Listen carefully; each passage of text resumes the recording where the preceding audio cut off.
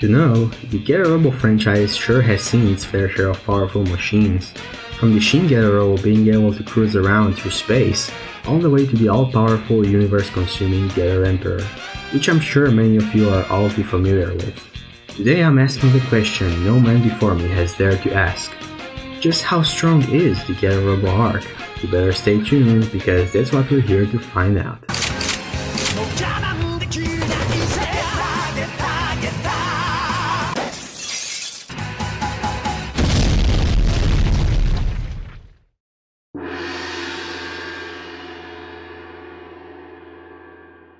Let's begin by establishing how the arc came to be, what sort of moves it holds in its arsenal, as well as some of its greatest feats that we've seen throughout the manga.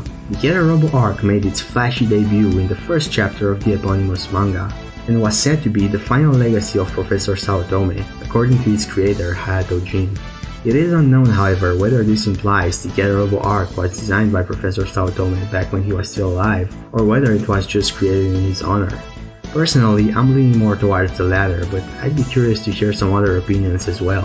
While previous Getter units usually borrowed their names from the animal kingdom or mythology, Getter Robo Arc's naming convention is heavily rooted in ancient Buddhism. Each unit contains a Sanskrit character in its name, meant to reference the Buddhist deity it represents.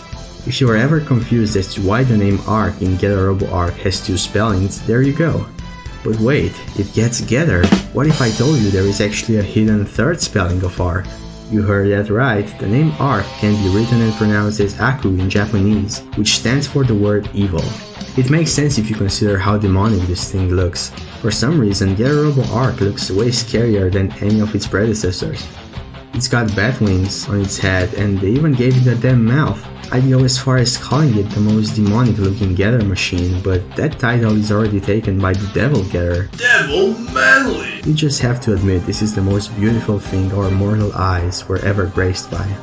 Even just looking at it makes me shed a singular tear. Anyway, back to Arc. Just like any other Getter machine, it is made out of 3 separate units, which combine in a way that defies all physics, logic, and everything sacred in order to create the Getter Robo Arc. The first unit we will be taking a look at is simply referred to as Getter Arc. Much like its predecessors, it comes equipped with the giant tomahawk we all know and love, as well as the ability to produce the iconic Getter Beam. However, this is where the similarities come to an end. Getter Arc has way more unique abilities than any other Getter machine we've seen before, the first of which being called Thunder Bomber. Essentially, Arc has the ability to substitute its wing pieces for lightning rods and discharge a large mass of pure energy in the surrounding area. As you can imagine, this gives it quite the advantage in any wide-range encounters. Up next, we've got the Battle Shot Cutter. This one is pretty straightforward. Arc is capable of releasing its arm blades and throwing them at enemies. You can think of it as a porcupine releasing its quills in self-defense, except, well, it's a giant robot.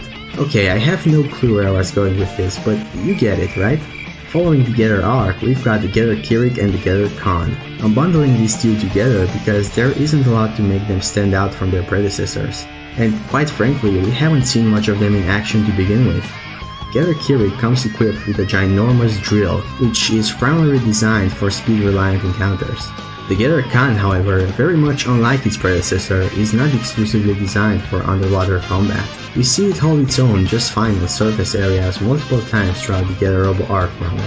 Now that we have covered the ground which I'm going to use for this comparison, it's time to provide a blazing answer to the burning question you all have been waiting for. How strong is the Getter Robo Arc compared to its peers?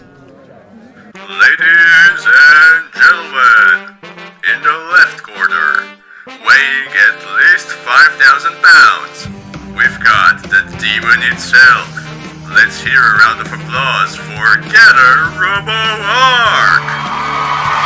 And in the right corner, trying to protect their rightful place as champions, we've got every other Getter Robo machine ever! Let's make this a clean fight, boys. This will be one for the history books. Let's get the straight facts out of the way. According to the manga, the combat prowess of the Getter-Robo arc was stated to surpass that of the Shin Getter-Robo, while also having a more stable energy output. We've seen the Shin Getter-Robo being able to stand toe-to-toe with the original Getter-Robo and its G model while fighting them at the same time. If we take that into consideration, we can safely assume the Getter-Robo arc is stronger than both the original Getter-Robo and its G counterpart. But what about Getter-Robo Go? For the longest time, I would have told you I have no idea whether the Getter-Robo Go or the Getter-Robo arc would stand victorious if two of them were to clash. That was until I got reminded of one simple fact. The Getter-Robo Go is very different from all the other Getter machines, in the sense that instead of being powered by the usual Getter rays, it is powered by plasma energy. Mr. Hayato Jin himself chose to develop it this way, in an attempt to make its energy output more stable. This also makes the Getter-Robo Go the most grounded Getter machine we have seen in the franchise so far. It has a real robot feeling to it, from its energy output to its smallest movements. Don't get me wrong, that is extremely cool in and of itself. However, realism doesn't earn you anything in a fictional power rank bit measuring contest, so it looks like our old pal Getter-Robo Go drew the short end of the stick this time. With all of this in mind, I'm just going to go out on a limb and say a Getter machine powered by thick, juicy Getter rays capable of destroying planets without breaking a sweat is automatically more powerful than one powered by pure plasma energy. The Getter-Robo arc is just knocking it out of the park so far, huh? Well, we shall see how well it does now since we're about to enter the real heavyweight category. Does the Getter-Robo arc stand a chance against the Bug? Considering the fact that the Bug is a weapon specifically designed to deal with Getter machines, and how much of a serious beatdown it played on Arc at the end of the manga, I'm gonna go with a resounding no on this one. What about the Shin Getter Dragon? I would say this one is up in the air really. The Shin Getter Dragon has the advantage of accumulating those Getter rays back when it was hibernating at the center of the earth. Even so, we don't know much about its combat capabilities. If the final page of Getter-Robo arc is anything to go by, at least we know that it's way bigger than the Getter-Robo arc.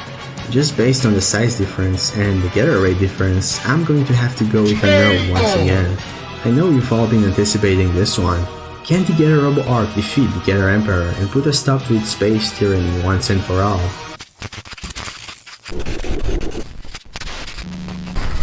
There you have it, folks.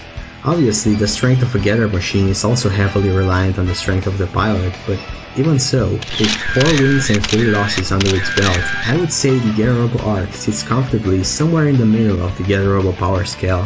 What do you all think? Is the Getter-Robo arc way stronger than I have given it credit for? Or perhaps it's even weaker? Do you think it could defeat the Getter-Robo Hien and other alternate universe Getter machines? Please let me know in the comments. If you enjoyed this video and like power scaling, then I'm afraid you've come to the wrong channel, as that is not my specialty at all.